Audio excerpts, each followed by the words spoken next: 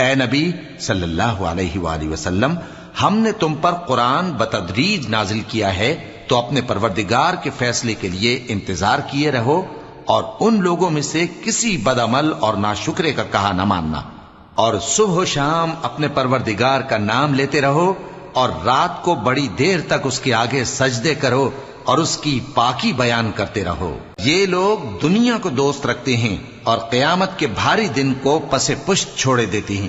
ہم نے ان کو پیدا کیا اور ان کے جوڑ جوڑ کو مضبوط بنایا، اور اگر ہم چاہیں تو ان کے بدلے انہی کی طرح اور لوگ لے آئیں۔ یہ قرآن تو نصیحت ہے، جو چاہے اپنے پروردگار کی طرف پہنچنے کا راستہ اختیار کر لے، اور تم کچھ بھی نہیں چاہ سکتے مگر جو اللہ کو منظور ہو۔ بے شک اللہ جاننے والا ہے، حکمت والا ہے۔ وہ جس کو چاہتا ہے اپنی رحمت میں داخل کر لیتا ہے، اور ظالموں کے لیے اس نے دکھ دینے والا عذاب تیار کر رکھا ہے۔